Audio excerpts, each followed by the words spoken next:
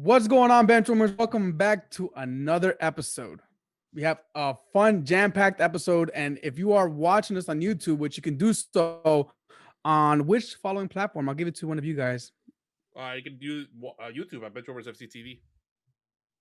And you're going to see that we are finally in the presence of Edgar the Smug and Eddie made out of glass. I find it kind of convenient that they finally joined when Liverpool finally go top of the league. So that's a little suspicious in my opinion. I think But Edgar also texted Eddie. alongside, man, as you heard, last week was my birthday, and I was in New Orleans, so I couldn't make it. So that's right. I did notice that. Awesome. Also, you heard Marco the Interrupter, Diego the Stat Troll, and I think we have one, Josue, Mr. YouTube Highlights Hernandez here. So we'll see how that one sticks along. Well, if you like that one, but before we continue, Josue, I have to ask you one question. Did you watch any games this week? Yes, I did. Okay. Well, awesome. We're on to a good start already, guys. We're on to a good start already. If you want to make sure you want to listen to all our podcasts, you can do so on which of the following platforms. I'm going to give it to the Smug because it's been a while since I heard your voice. I only listen to you guys on Spotify, so where else are you guys at? Wow. I guess he hasn't been on so long, he forgot the whole thing. Honestly, we've actually been expanding, so we're on Stitcher, Google Podcasts, Apple Podcasts, and plenty more. So most likely we are on your whatever podcast platforms you guys use. If you want to reach us out on our socials, Diego, where can they reach out to us? You can find us on Facebook, Instagram, and Twitter by searching Benchwarmers FC1. And as the time of recording today, we are very, very close to our 500th follower, which is super, super good news. So thank you to everyone that's been following us over this journey the last couple of years. We really appreciate all of you. Definitely. Well said. And also, when you guys get to those social handles, message us. Let us know what you want to hear on future episodes. As you know, today is election day, so your voice is meant to be heard today. And we also want to share your voice here in the bench. So let us know when you want to join the bench. When you reach our podcast, please leave a rating and a review. We greatly appreciate that. It helps us get out there more. And again, we wouldn't be here if it wasn't for you, the listener and the viewer. Aside from that, our email address, right? I mean, Marco. Yes. Marco's going to yell at you, bro. Even though nobody ever emails us, but whatever. bench@benchwarmersfc.com. We'll leave it there. Before we kick off today's episode with all the Premier League action that happened this past weekend, and we're going to do a Champions League episode for you guys coming tomorrow, Thursday. Wait, tomorrow's Wednesday. Wednesday. I'm confused already. I'm thinking of Europa. Europa's the best league. Make sure you tune in for that. But before we kick off today's episode, one thing we do want to say is Maradona, get well soon. We got some news today that he's having emergency brain surgery for a blood clot that was found. So hope the best to him. At first it started as a non-emergency, but then it became something a lot more serious. So hopefully he comes out of that successfully in health. So you ready for kickoff? Because we got a lot to go over. Let's do it. I have my whistle on me, so I'm just going to do a little. That was too loud, bro. That was too loud? Okay. So to the first game we have here is the Sheffield versus Man City game, where it ended 1-0 Man City's way. Not much really. I mean, Man City obviously dominated the game, but compared to last season and the season before, and since Pep has arrived, this isn't the Man City that we're used to. Kyle Walker was the only one that got on the score sheet. Should Man City be the fans, I guess, should they be alarmed for the performances that's going on this week? I'll give it to we have Liverpool fans and the United fans, so both rivalries. I don't know who wants to take that one. I mean, didn't Gabriel Jesus just come back this week? So they finally got an on-out striker, so they shouldn't be too worried. And they did play he was not a go ahead for that. That is a good point. I wasn't gonna say that even before his injury, I believe he wasn't in scoring form. He wasn't the Jesus that we saw the breakout season that where he really made a name for himself. So is he really the answer? Aguero's injured half the time. Diego, you see you shaking your head like, no, this is over. Bro, he's not it, man. And that's the thing. If even when Jesus was healthy, while Aguero was out, he wasn't trusting him to start anyway. He was playing Sterling in that position. I don't think that either of those guys. Yes, Aguero should be given credit for everything he's done, But again, the injuries are catching up to him. And I think it's going to be high time before they find out that they got to use somebody. Even today, like you have Pep using players like Ferran Torres in a striker role. You know, they're really lacking right now. And not to get ahead of myself with results or whatever, but that's just the point that I'm making. But speaking of do not disturb, Pep Guardiola has put the do not disturb sign on the Barcelona rumors already. He is put that rumor to bed. He is not returning to Barcelona. He is happy at the empty hat. We were questioning it a couple episodes ago if he should stay or not, or if his reign is coming to an end. Now, I know we gave our opinions. Edgar, Eddie, what do you guys think his reign at Man City is coming to an end, or is he going to give another extension on his contract? I don't know. All signs point to he's out. Like, doesn't want to sign an extension. He hasn't even said anything about it. I think he's gonna leave. He's gonna take a year off, and then who knows where he's gonna go. That's it. PSG maybe. The route where he re-signs a contract every summer, he's gone. That's it. I don't see him sticking past this summer. He's not there to rebuild. He can't. They can't afford it, and he doesn't want to do it. I mean, can they afford it? I mean, they break laws and they just pay it off, so it doesn't really matter anyway for them. But if he were to leave, where's he gonna go? I said it last time. He might go back to Barcelona as much, even though he says that he's never going to go back there. I think he'll end up in Serie A somewhere. Serie A? Definitely not Juve. No, it wouldn't be Juve. Maybe like AC Milan or Inter. I mean, AC Milan is back on the top of the league, so I don't know. Possibility. Serie A is looking a lot more competitive. We should. He definitely. Pep definitely. Yeah, sorry. Pep definitely wants to go to a team that has potential. So. A team that has money. PSG, Tuchel. They're getting tired of him. That's what I said. He'd fit in. Ooh. I don't know. Maybe. I don't know. They got money. I don't know about PSG. Maybe. Easy win year over year over year. That's another Bayern. That's like another him. That's him going to Bayern Munich all over again. I mean, whatever it is. That's what Pep does, right? Goes to where the money's at and just wins trophies. So whatever Champions Leagues. You know my thoughts on that. But that's all we have for Man City. The next game we have here is the Chelsea-Burnley game, which ended 3-0 Chelsea's way. Now, granted, it is against a Burnley side, but Ziyech, who I think is his debut for the Premier League, if I'm not mistaken, I could be wrong on that. He did have an immediate impact, a goal and an assist. Should we be starting to get scared about this team? Now they have Timo Werner, Havertz, Ziyech, who has actually, they've been putting in the numbers already. Not in the beginning, but they're starting to show their form now. Guys starting to get scared of them, or is they still just like no? I gotta say no off the bat. The defense isn't there, man. Mendy hasn't been tested. When Mendy really gets tested to a level that Kepa has, then maybe we'll see if he could stick it out. But I don't see that center back pairing doing well all season long. Thiago Silva slow, and Zuma's always got an error in him. So unless they can outscore teams, it's not going to happen. They got lucky this weekend, but it hasn't really been great for them so far this season. And Pulisic is out. I mean, what's he going to be out? 6 weeks? He's always injured. I think Diego was the one that kind of quickly mentioned that he saw him training in the pre-match, and then 2 seconds later he's announced injured. It was hilarious. Yeah, he rolled it. He was just jogging. He was just jogging, and then I think he overextended something, and then the camera. I feel bad afterwards because the camera stayed on him, and he walked off. He stomped off, took off his bib, threw it to the ground, had a whole little tantrum. I'm sure it's probably frustrating, but I'm smiling because this is a recurring problem, and they still haven't found a way to fix it. As one of our close friends put it, it's not Pulisic, it's Pulahami. It's not letting down. It continues to happen for him. So Pulisic is out. The only thing I do have to say for Chelsea is that they have a decent amount of games Sheffield and where they can pick up a solid at least 6 points out of those games expectedly. But after those 2 games, they're facing Spurs. Josue, are you in any way scared of this front three or of their front three connecting and when it comes to facing you guys? No. Chelsea has been really inconsistent all season. Lampard, he keeps switching around. Christian Pulisic keeps getting injured. Ziyech, first game this past weekend. It's just, like I said before, inconsistency with this Chelsea squad to see who would be the starting roles. And they have their moments. Yes, they have their moments, but they also have their bad moments. So I'm not scared. Okay, fair.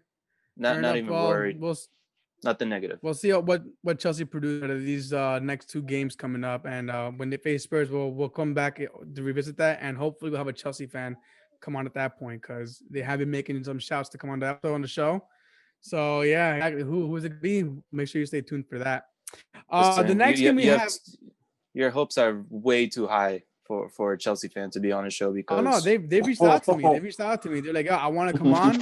I'm like, "All right, we'll get you on for the next big matchup." So they're only gonna come on as if they win the next big match. That's it. I mean, look, Erik and Eddie came on since they came back in first place, so I can't really say anything about Chelsea. I went away for real quick. That energy was missing when Everton was up on top, man. What happened?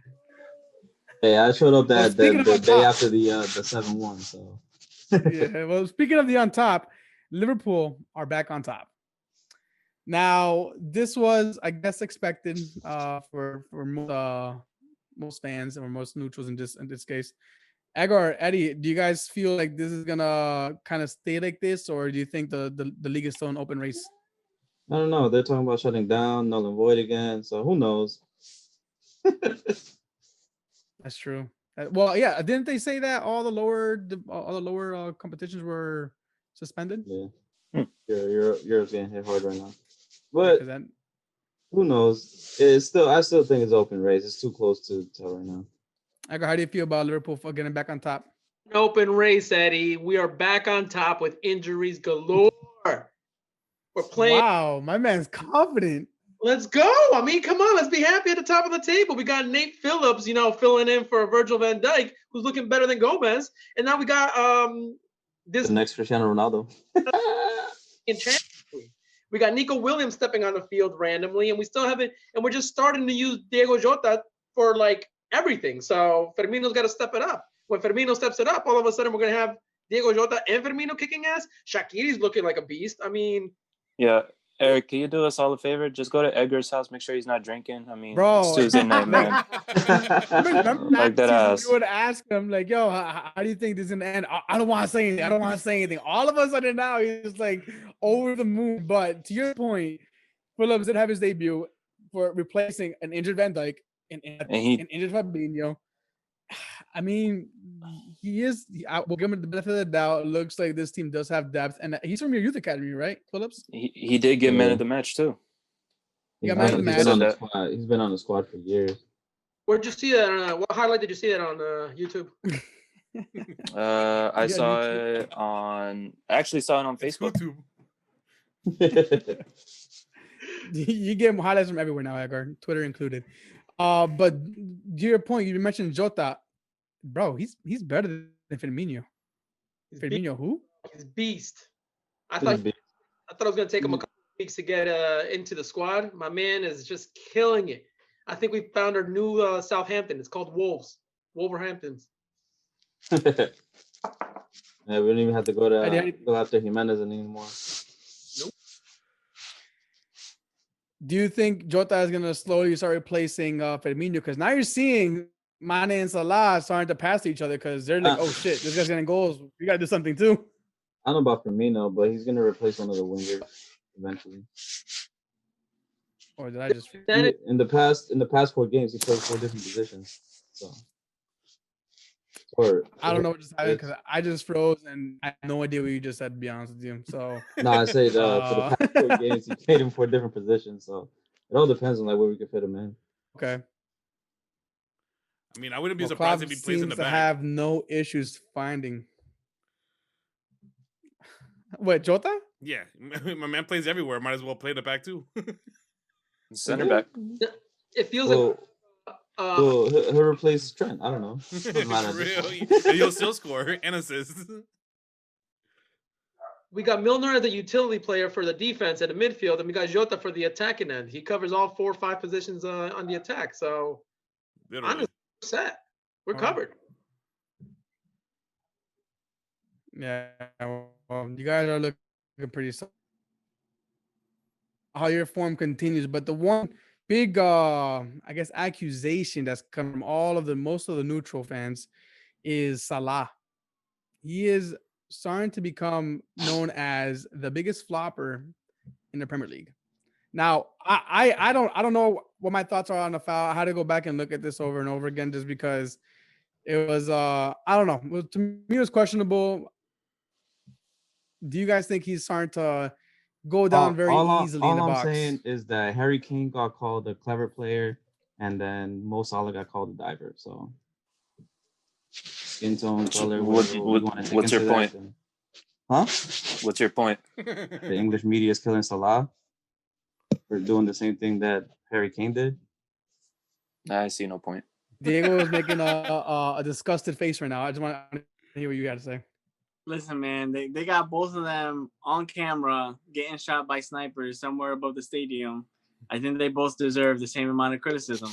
And the worst part is that okay, yes, then I want to hear criticism for Harry Kane. I don't want to hear just I do agree with Eddie that they probably have glossed over Kane a little bit more than Salah. But that's probably just because Salah has been doing it for a lot longer, man. We've seen this come from Salah a lot. Like, yeah, but Salah doesn't win penalties. My man flew. My man, he got stabbed in the back. He threw himself, put his arms up, and it was the most minimal contact. Like, yes, a lot of people are gonna be saying it was a penalty, it was a foul, but the theatrics after, man, it doesn't look good. That's it. I know, I agree with you. I'm just saying, Mo Salah never wins penalties. Like, it's always other players, it's not Mo Salah. He never wins penalties either. He just won the penalty for the first time. Wait, so you're saying he's a bad actor, even though he does all the yeah, pretty much. When are we gonna start seeing any cautions for these dives? I feel like we haven't seen any cautions anymore. Like they kind of let it play on. I mean, they'll stop diving when they stop giving penalties. Like. But what dive are you referring to? To Kane? The penalty that he won against Brighton. Yeah, the one against Brighton. He didn't dove. He backed up into the player. Lallana hit him right in the back of the neck. Your keywords. Back. Smart play. Didn't dive. If he dove, he would have dove against clever. That's what I'm saying. On the blade of grass. Harry Kane is clever, and Mo Salah's a diver. All right, next question. I mean that was a segue. So Kane is known as the second biggest flopper in the league. For such a big guy, he goes down like the. Bro, I've seen you do the same thing. If you get hit in the back of the neck, what are you gonna do? You're gonna go to the ground. I've seen you do it. Yes, you. I've seen Edgar do it too. Yeah, but I'm not professional. It don't matter. It don't matter. You played. I played in the Sunday League. You played it cleverly. You can see Harry. And I got caught, and I got red carded for it. So I'm not doing that again for flopping. But no, to your point, you said Kane backed up into Lallana. Clever play. That's not a clever play, man. That should be reviewed, and you can tell the guy's faking it. You can legit see him looking for the contact. It's bullshit. He went head first into the ground as if he was sniped in the back. He got hit in the back of the head first before his head hit the ground. I mean, I think it's bad when. I mean, I'm pretty sure Lallana's like a foot shorter than him. So, but Kane did not jump. Lallana jumped. So, but Lallana, what did he use? He used his elbow on Kane's neck to get that high. I'm gonna give you one little tidbit though. Kane was booked for simulation for diving for a penalty in the North London Derby last season. So it's not his first time at this rodeo. He's been caught doing it. Yeah. No, he's clever according to his play. So. Clever. Positive word against diver. Negative word. So the next big takeaway in this game, I know Margos is not going to enjoy this.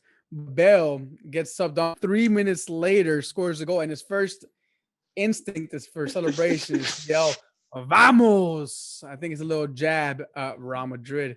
So, Marcos, I thought he was just saying to Reguilon, though. I didn't know if it was a jab. No, I don't think it's a jab to Madrid. He said it to Reguilon because Spanish combination right there. Well, that's the thing. So Reguilon was, and actually, Bale. Then again, both of them probably just said fuck Real Madrid. So. It made most likely, but Reguilon has, Bale has made fun of Reguilon's English when they started. And then for this one, I think he was just kind of like, you know what? Let me give him a bone.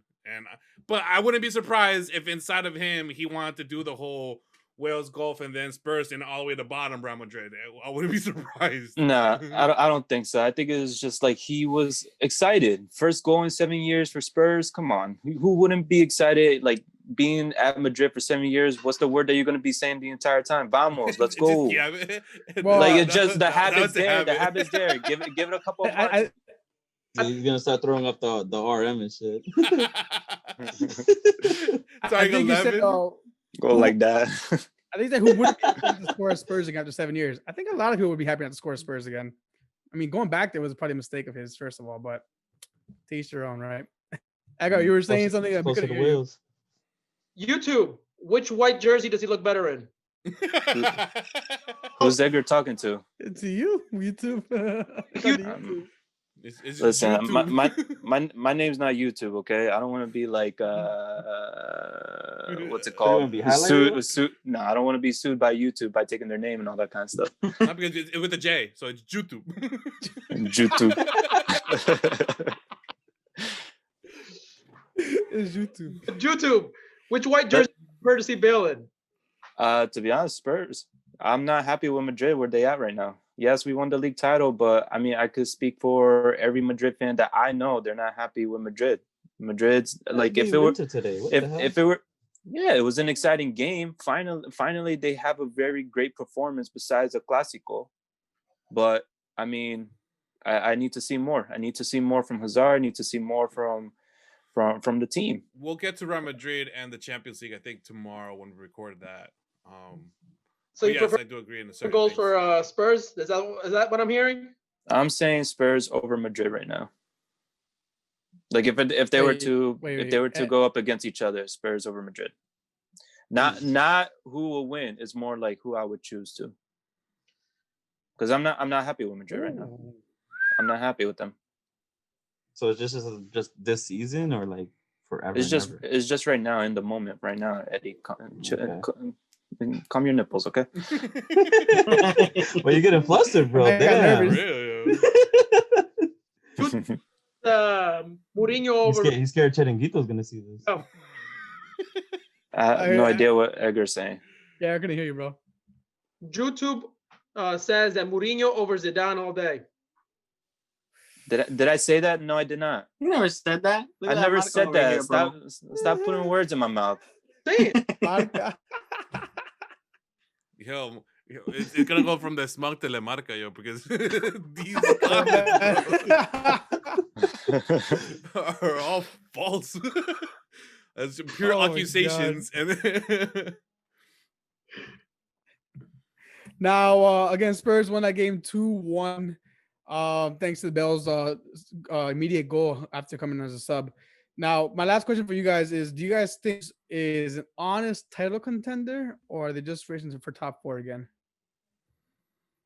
Well, they're definitely going to race for the title. They're definitely going to race for the title, but I need to see more. I definitely need to see more. We lost to Everton. We demolished United. Sorry, Diego.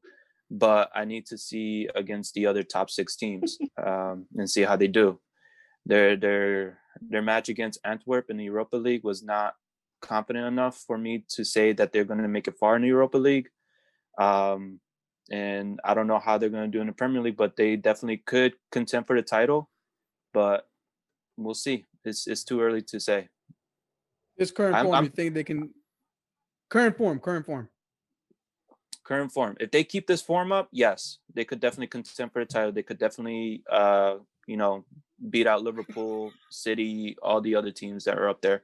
Well, actually, they're not up there. Anyways, they could definitely get up there. They could definitely contend for the title if they keep this form up.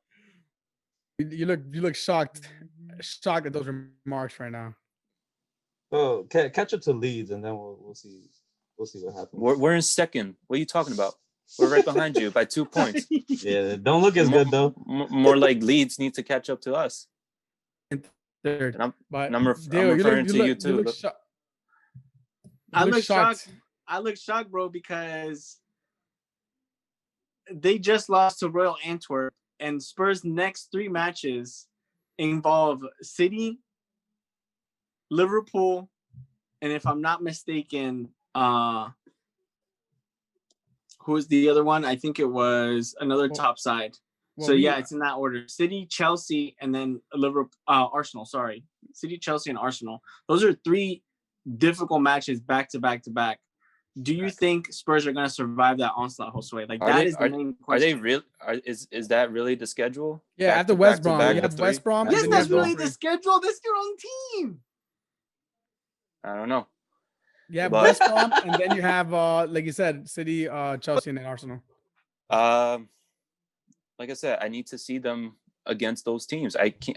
If they keep the form up that they have right now, they could definitely contend for the titles. But I am 100% saying that I need to see them up against, City, who are EPL champions in the past, Arsenal, who are EPL champions in the past, and the other teams that are popular in the world.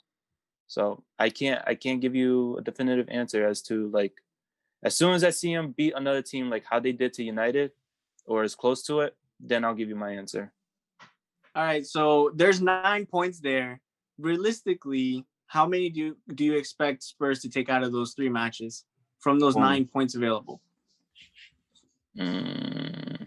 I'll Just say a projection, since you can't tell us definitively, which you know what, I respect. 6 or 7. Can't predict 6 or that, 7. but 6 or 7. 6 or 7.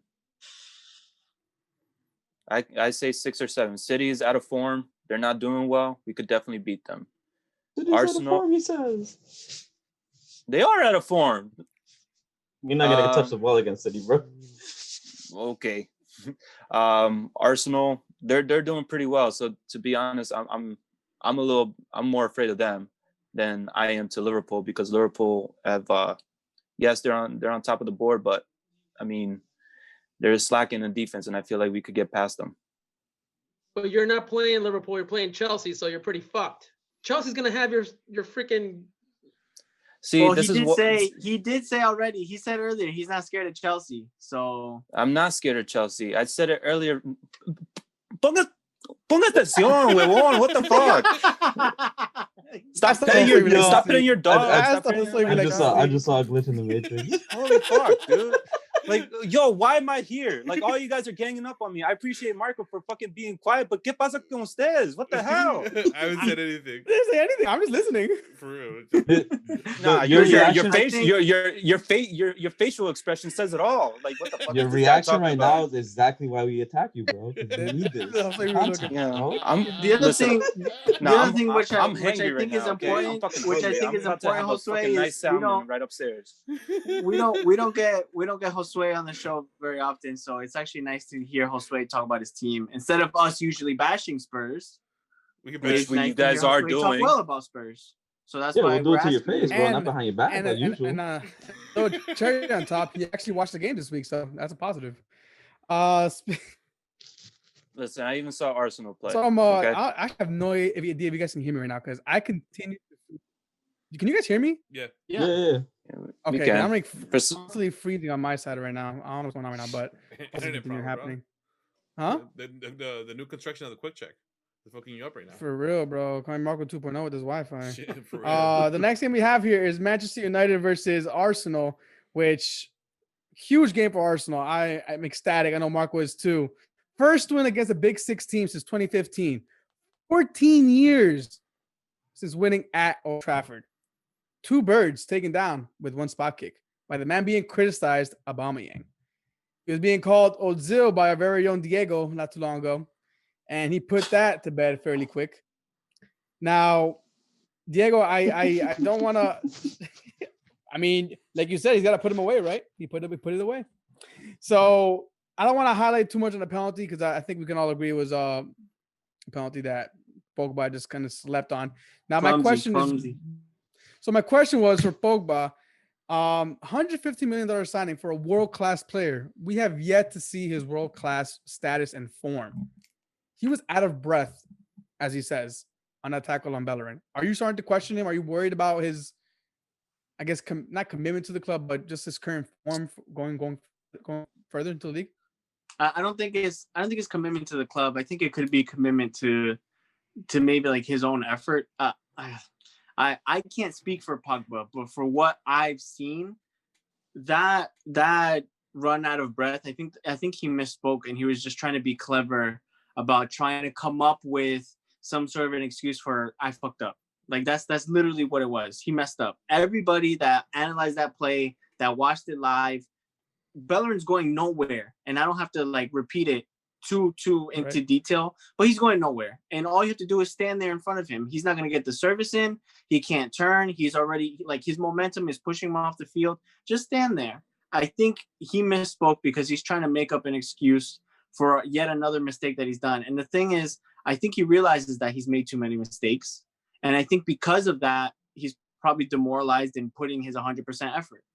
Again, the bad thing about having a high price tag is you have high expectations. Now, I'm not the one with the 90 million over my shoulders. Is Pogba, and he can do it. He's done it in other competitions. He has his World Cup. He has this and that, his Juventus glory days, whatever. He's made his comments about going to Madrid. It's always a dream. People lambast him over that. But what I will recognize is that he's definitely scapegoated for a lot of things, which aren't his fault. But people just love to talk about him. Why? Because he's expensive, because he's not performing well, and because it doesn't look like he's making an effort to change that. That's my issue with Pogba. It doesn't look like he's making the effort to change that narrative because he's not showing up in the games where he should. This match easily, we saw it with Leipzig. I saw it with Leipzig. I'll speak for myself. In midweek, he came on, he dictated, he played well. That's it. He played well. He should be doing that consistently. And that's the problem. Not just him, the whole team let Arsenal dominate that game. Like they dominated defensively, which is that's a big point for this Arteta squad. That's something that some Arsenal fans I've known are kind of like on the fence about being too defensive. But anyway, My point stands. He should have been able to dictate play yet again on a side that was sitting back. And so my issue with Pogba is, do I want him to stay at the club? Yes, because I feel like if he goes somewhere else, he's just going to reset. He's going to reset and he's going to do well. And then, of course, again, it's going to hurt the club. People are going to be like, oh, it's going to be another Lukaku. I hate Lukaku. It's going to be another Young. It's going to be another Sanchez, whatever. Like players leave United and then they blossom for whatever reason. It could be that maybe I don't know, he could be bored of it. He could be tired of it. He could be looking for a new challenge. I don't care what it is. He's at United right now and he should be playing for that badge. He should be playing for the shirt. So, I like what you said about the whole defensive thing. And yeah, I do agree. Arsenal actually have the best defensive record in the league so far, which is something that we're not used to at all. Thankfully, with the likes of Gabriel, who I think is our best signing as of yet. Party and El Neni are still looking for Pogba and Bruno Fernandes deep in their pockets right now because they shut them down the entire game. I'm enjoying every second of this. So let me have my moment, all right? Let me have my moment first. Let me ask you this. Will you ever thought that El Neni would be in there with the Party? Nope. Never. Nope. I'll be the first to say when I saw that lineup, I was nervous. I was like, what the fuck is he doing? But there's a reason why he's a coach. There's a reason why he selected these players. And there's a reason why everybody is saying Arteta outmastered Oli in this game. I question all these substitutions. He takes out Bruno Fernandes, who's arguably the best player on that team. Yeah, he was quiet that game, but you keep McTominay in. You take out Fred for Matic. Like who did Fernandes take out for? Van de Beek? Van de Beek. Yeah. Well, they both play in the same position. Yeah, but you take out Fred and you throw in Matic, who's slower than Fred, and I think has less going forward than Fred does. And you keep McTominay, who was essentially quiet all game. Why would when you know them taking out Fred? Yeah, when you know on both ends, even on Arsenal, I'm not gonna just be happy that the fact that we scored a penalty. We should have had more going forward. We're lacking that creative front, but that's something that Manchester United do have. They do have those creative players: Bruno Fernandes, Paul Pogba, Van de Beek. But yeah, you take out arguably the best creative player that you have in Bruno Fernandes. What to you? Arteta, I can see what he's trying to do. I can see his tactics. There's a of what Pep sort of taught him, but is putting his own spin on it, which looks a lot better, which is something that Arsenal didn't have. They didn't have a formation. They didn't have an attack. They had no character. You didn't know who they were, and now we're starting to see what Arteta's doing. So that's my view of Arsenal. I don't know what to put on Oli. I don't know what his tactics are. I don't know what kind of team he's trying to build here. It's Mourinho, we know his tactics. Arteta, we're figuring it out. Pep, we know. Klopp, we know. I mean, what's Oli? What do you know, Diego? What do you think? I think that the tactics question makes me laugh because a lot of people love to go after what are Ollie's tactics, because the thing is that you're not going to sit there and try to figure out what he's going to do, especially if you're a rival fan. He successfully was able to utilize the 4-1-2-1-2 diamond in that Leipzig game, which is making a side that can absorb pressure and counterattack. And he saw that you have depth in that lineup, because you can put players like Fred, McTominay, and Matic in that defensive role, and then you have all the creators between Bruno, Van de Beek, and Pogba to go as attacking mid. And then the other two slots can be occupied by an extra of those players. So now going forward, you have 4 in attack, and then if you fall back, you have possibly even 6 if you tell 2 of those defensive diamonds to show up in a pivot. Again, the thing about Ollie that I will concede right now is the consistency of his results. The fact is, how did we go from PSG on a high, keeping a difficult Chelsea game where it didn't really work out, then we go Leipzig on a high again, and then we get back down to Arsenal. Like, I think it's just a matter of execution on the players, on the players' end as much as the manager, to remain consistent. Because as far as like the tactics and what he's doing, he showed that in the last 3 games. Like, I would literally like point at the last 3 games if you want to look at what he's capable of doing and what he has been doing. That's a very clear example of what he can do, utilizing the 4-2-3-1 to absorb pressure, using the 4-1-2-1-2 to create the high press up front and to get his creative players forward. That's like what I was happy about, is those 3 games, clearest example of what he can do tactics wise. As far as execution and consistency, like, I'll give him a bad grade on that, because I'm seeing that right now, and it's happened already. So I want to ask more, but I don't want to run over Eric's time. So, look, bro, we're already over our time, honestly, bro. So I'm intrigued to hear what you have to say, because I enjoyed every minute of this game. I will say, usually I'm extremely nervous for these games, and I wasn't very nervous on kickoff, but after halftime, the defensive effort that Arsenal are putting in, I can 100% say second half, I was not as nervous anymore. I actually felt very confident going into it. Yes, Gabriel had a very lucky no call on that one, but that was subjected to the ref. So I'm happy he didn't call it. But if we're going to focus on that being the biggest play of the game, then that's a lot. You have a lot of questions to answer for. My big takeaway for this was, where was Ollie's in-game tactical changes? There wasn't any. He stuck to the diamond shape, which Nani and Party completely changed it, ruined it for them. There was nothing that he changed that you could see what he was trying to do to get something going for you guys, for Manchester United. It was just stick by this, and if it doesn't work, it doesn't fucking work. There was no adjustment to the game, and that's my problem with Ollie. I feel like he may know how to put up a solid team in the beginning, which I will give him that. He did it against PSG, he did it against Leipzig in the Champions League, but when it comes to when he's starting to lose the game, he doesn't know how to adapt. Is Manchester United and Ollie and his players just a mediocre team playing just mediocre soccer, not at above their expected levels? I feel like Arsenal isn't as good as Manchester United on paper, but I feel like your players are playing above their weight. They're fighting harder, they're running faster, they're doing more and making more out of themselves than the Manchester United players are. I'll let Diego answer this, because I mean, you took a shot at me without meaning to, but I'll take it. I think he meant it. I think he meant it. Listening, I raised my eyebrow. I was like, I hope Erik caught that. I hope Erik caught that. You took a shot. Listen, I'll take the shot. I'll answer it later. But Diego, I want to. What do you think about that? I think. Listen, the one thing that I can point at, and I already made this point to you guys. We have the season results from that already completed last season. This season is in progress. It is very, very clear that the 18 out of the 20 teams have not been struggling as much as the other 2. And who are the other 2? City and United, because they had no preseason. The games in the beginning of the season were garbage. The loss to Palace, the scraping by to Brighton. City also got wiped out by Leicester. And then after that, if we look at the last 5 matches that just happened, which we're what? Right now we're going into Gameweek 8.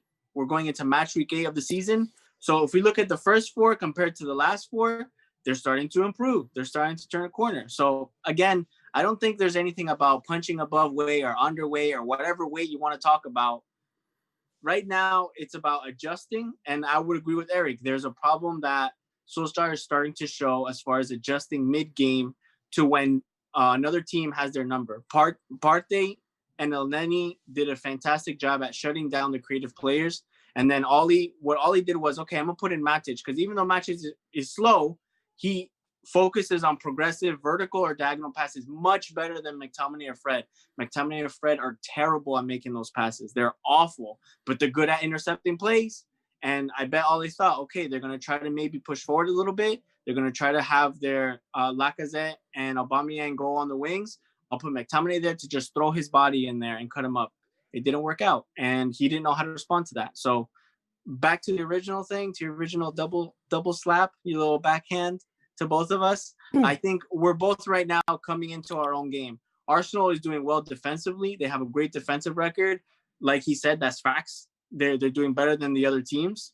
And then United is showing what they can do in midweek, and it's going to take them time to be able to make that consistent and do it from Wednesday to Saturday. That's it. You have no fear of a collapse, because I have a fear of a collapse. Like December comes, all the teams that are in Champions League and Europa League are just going to collapse. So do you have that same fear? Or? No, I would have that fear last season, because you know who we were going to turn to last season? Pereira and Lingard to freaking come on for us. At least right now, we can look at and we can tell Van de Beek to slot in there, give Bruno a rest. If Pogba's doing bad again, we can tell again, either we have Van de Beek or Bruno. And then right now, even though Greenwood is having a bit of a dry spell, it's very key that we had Martial out for this game. He offers us a lot as well. I think the team right now has a solid base and some depth to be able to cope with those matches. I would feel afraid if I were like literally a fan of any club. Liverpool with their injuries, Chelsea with their misfiring forwards. It's going to put strain on everybody. As far as United, though, I am in a much better position right now. I'll answer it directly. Much better position right now than I would have been last season about the squad running thin going into like the heavy December and winter fixtures for sure. Now, I don't want to dive too much more into this, but United are, I think, winless so far at home, which is very, very, very unlike them to begin with. So again, as Diego said, this year has been crazy. It's been crazy so far. But I think the craziest game this weekend was the Aston Villa Southampton game, where Ward-Prowse got a hat trick, and Aston Villa put 3 in the second half. Legit, at the very last minute, they put the third one in. Unfortunately, they didn't get the win, but Southampton walked away 4-3 with that game, with that result. I think which was the game of the week, to be honest with you guys. Aside from that, Leeds, Bielsa got owned, and he looked depressed. He looked like he was. Yeah, he looked bad. He looked in bad shape, yo. he was ready to resign that same day after losing to Leicester 4-1. Vardy has more goals than the likes of Cristiano Ronaldo. I forget who else I saw there. Luis Suarez. Yeah. So Vardy, man, he's world-class player, man. He's a legend in the Premier League. Fulham beat West Brom 2-0. We also finally got their first win of the season. Finally. Wolves. The manager Crystal Palace 2-0. That was the first game of the week. Aside from that, I think we went over everything. Right? But before that, let me just remind you, VAR still sucks. Referees, they still suck. I'm just leaving it at that. You guys already know why. I mean, listen, bro. They suck, okay? They suck. Just agree with me for once in your life. I agree with you. I'm saying I agree with you. You know how I feel about that. I 100% agree with you. Erik Damas. For real, bro. I just said it, bro. But now, just to kind of let you guys know how tight the table is. Although, I'll put it into context. United are in 15th place. It sounds bad, right? But they're not that far off the top. They're only, let me see, there's 7. They're 6 points away from top 4. They have a game in hand. It's still close. And they do have a game in hand. As well as City. That's how tight the league is so far. As well as City. Yeah, I mean, it's the race is still wide open. As I said, December's coming around the corner. The games to be played. Who knows what's gonna happen? You know, injuries. The worst can happen. You know, we've seen it happen to Liverpool already, but they're managing to deal with it. Aside from that, I think that wraps up today's episode. I'm happy Edgar and Eddie came on today. It's been a while. I'm not. Again, I'm I'm not. frustrated I'm not. that it Them was ganging up on when me. I'm Liverpool not happy. had the I'm just first glad we got place. some content out of you, bro. That's what I came here for. Yeah, for real, man. Okay, Finally, listen. finally I got to see the rage. I the rage appreciate you, the rage Eddie. I play. appreciate you, Eddie. But Edgar, no mas. The witch doctors in New Orleans taught me, bro, how to push buttons. With all that being said, we appreciate you guys. Again, we'll come up with another episode for you tomorrow for the Champions League, which we haven't done one in a while, so I'm looking forward to that. And then on Thursday, we have Diego fantasy predictions. Again, he has his disclosure, so make sure you guys have that on hand. Your boy lost Ings, so your boy's gonna struggle this weekend. Eddie, please join us on Thursday so that he can give you bad tips. Just kidding, Diego. Love you. Diego already played me with the whole human son like a couple weeks ago. Bro, Diego has a disclosure already made, so he cannot be held accountable for anything. He made a disclosure. It's out there in writing. So I haven't heard it on the podcast yet. So if it's not on the podcast, it doesn't exist. Okay, 6 out of 10. So with all that being now, said, with all that being said, guys, thank you for joining. We hope to catch you next episode. We are the Benchwarmers, the bench with the voice, where the bench is always warm. Peace.